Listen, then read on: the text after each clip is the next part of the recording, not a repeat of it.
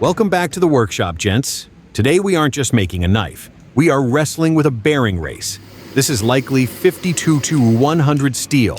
Fantastic for edge retention, but an absolute nightmare to forge if you don't get it hot enough.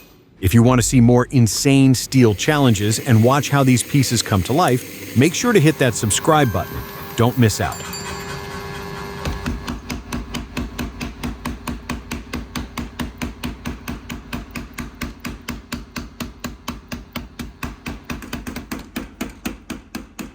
Once we stop fighting the circle, it's time to introduce it to the power hammer.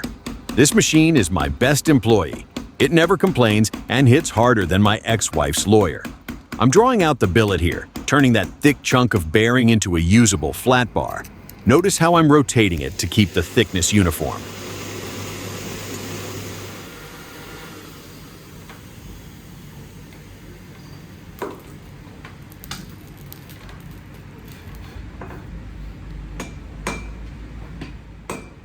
Now that we have a bar, we switch to manual mode. I'm using the anvil to forge the profile. I'm hammering in the tip to create a clip point shape, classic Bowie style. I'm also tapering the tang. You want to forge as close to the final shape as possible because grinding hardened bearing steel is about as fun as chewing on tinfoil.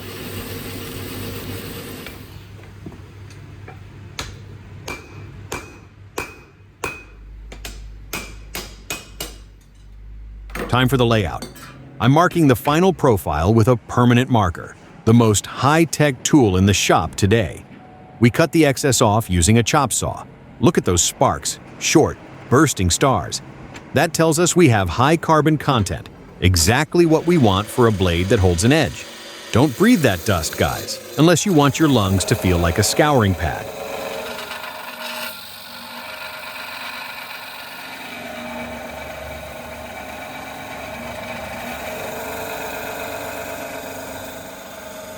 We take it to the bench grinder to clean up the profile. This is where we define the finger choil and the tang. This giant stone wheel eats metal for breakfast, so you have to be firm but careful. I'm smoothing out the spine and refining the curve of the belly. If you mess up here, there is no undo button, just a smaller knife.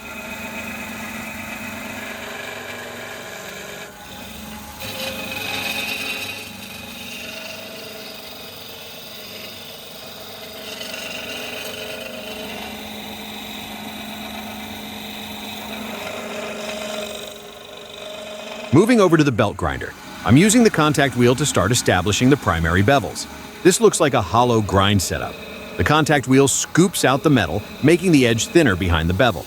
It makes for a very sharp slicer. I'm also using the edge of the wheel to clean up that choil. You need steady hands here. One sneeze and the blade profile is ruined.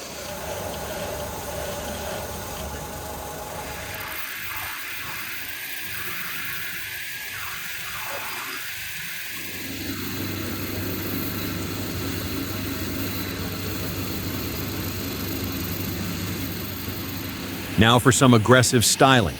I'm using the edge of the contact belt to grind deep notches into the spine. This creates a false edge or swedge look, reducing weight and making the knife look significantly meaner. It's a bit of a cowboy method, freehanding it like this. But hey, we aren't building a spaceship, we're making a tool.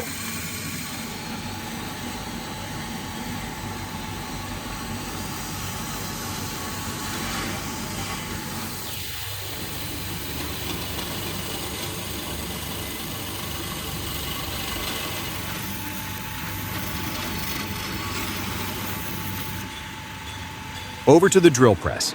We need holes for the handle pins. I'm drilling through the tang before heat treatment because once this 52-100 steel is hardened, a drill bit won't even scratch it. I'm using a standard twist drill and a woodblock backing. If you hear screeching, you need more oil or a sharper bit, or both, usually both.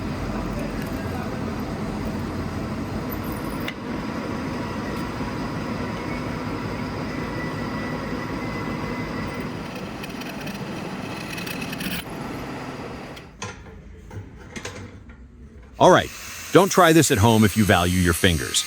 I'm freehanding a fuller, or blood groove, using an angle grinder with a thick grinding disc. This is the hold your breath and pray technique. I've clamped the blade down hard. The goal is to remove weight and add rigidity, but mostly it just looks cool. I'm using the guide on the grinder guard to keep it somewhat straight.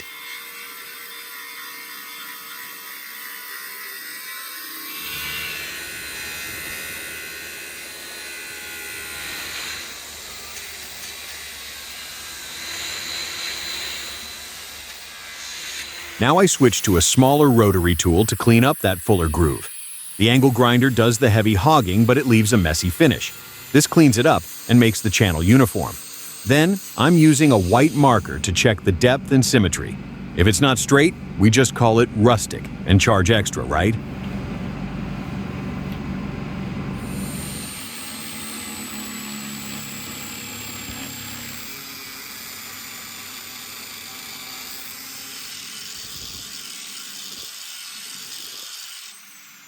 Back to the bench for some hand file work. I'm adding jimping, those little notches on the spine, for thumb grip. The grinder is fast, but files give you crisp, sharp corners. I'm also cleaning up the primary bevels with a sanding block. This is the meditative part of the process where you question your life choices while rubbing a piece of metal for 2 hours.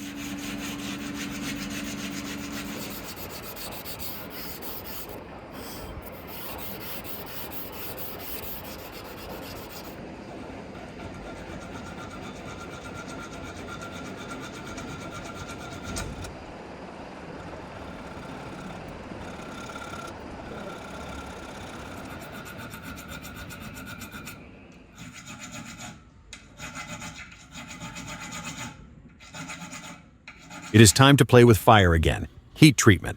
I'm putting the blade into the gas furnace, getting it up to critical temperature, non-magnetic, around 830 degrees Celsius. Then, straight into the forbidden juice, engine oil. It smokes like a chimney, but it cools the steel fast enough to harden it into glass. Listen to that sizzle. That is the sound of structural transformation.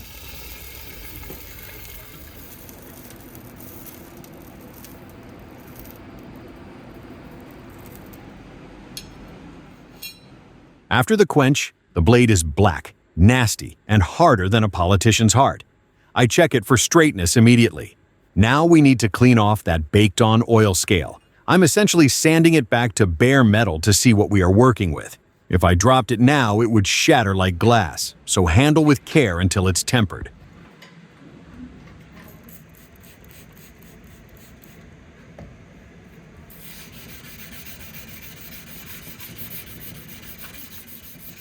Now we enter the polishing phase. I'm using a felt wheel on the angle grinder with some polishing compound. We are taking those grinding marks out and aiming for a mirror finish. This creates a lot of heat, so you have to be careful not to overheat the edge and ruin the temper we just achieved. It's a dance between shiny metal and burnt fingers.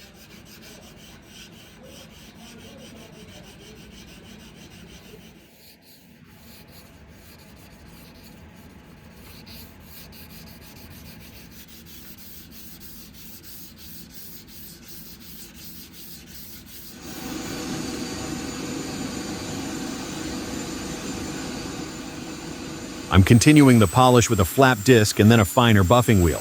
I'm getting that fuller groove to pop. A mirror finish isn't just for vanity. A smooth surface resists rust better than a rough one, which is important for carbon steel. Look at that shine. You can see my ugly mug in the reflection, which is the only downside of a good polish.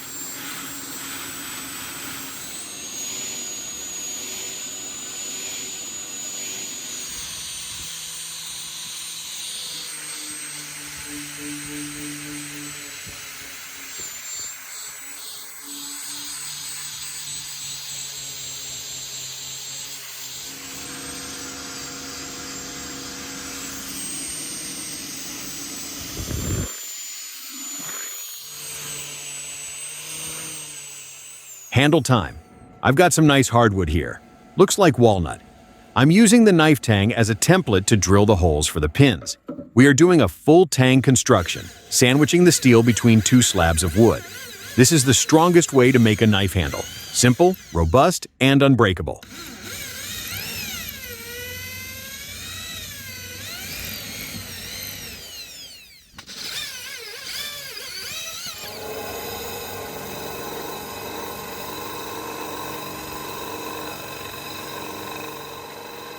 I insert brass pins to hold everything together. No fancy epoxy mess on camera today, just good old mechanical friction. I hammer the pins against the anvil to peen them over.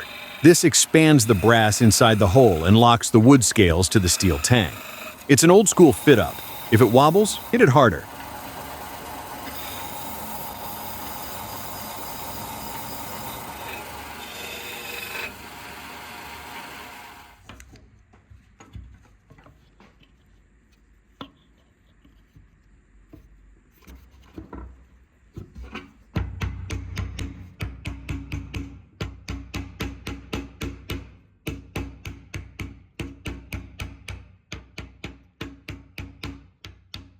Back to the grinder to shape the handle. I'm matching the wood to the steel profile. You have to be careful not to burn the wood here. Light pressure, fresh belts. I'm contouring it to fit the human hand, not a robot claw. A blocky handle causes blisters, and we want this tool to be comfortable for all-day use.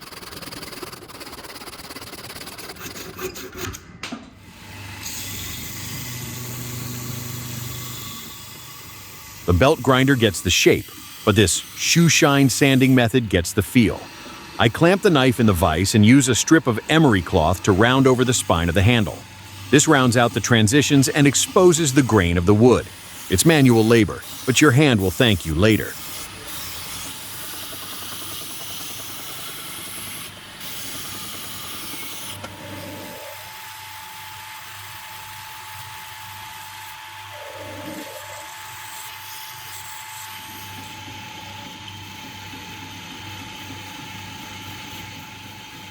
Finishing touches. I'm buffing the wood handle to bring out the grain structure and protect it. And of course, sharpening the edge. I'm running it on the buffing wheel with compound to strop that edge to razor sharpness. Be very careful buffing a sharp edge. If it catches the wheel, it becomes a projectile. Safety first, usually.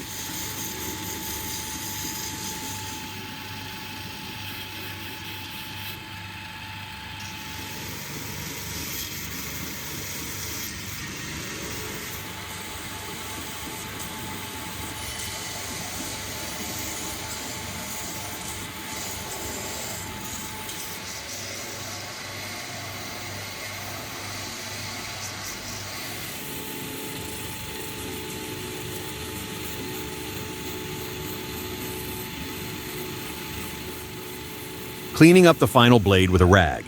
Look at that. The 52-100 steel has taken a beautiful polish. The handle is ergonomic, and the brass pins pop against the dark wood. It's a solid, heavy-duty survival knife born from a piece of scrap industrial bearing, from trash to treasure.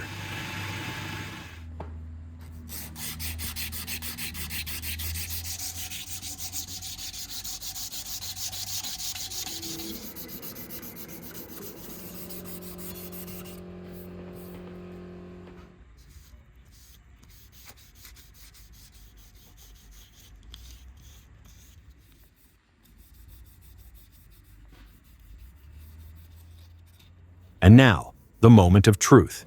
The hydration check. Clean cut, effortless. That bearing steel takes a wicked edge. If you enjoyed watching me burn my fingers so you don't have to, hit that like button and subscribe. Let me know in the comments what scrap metal I should beat into submission next. See you in the next one.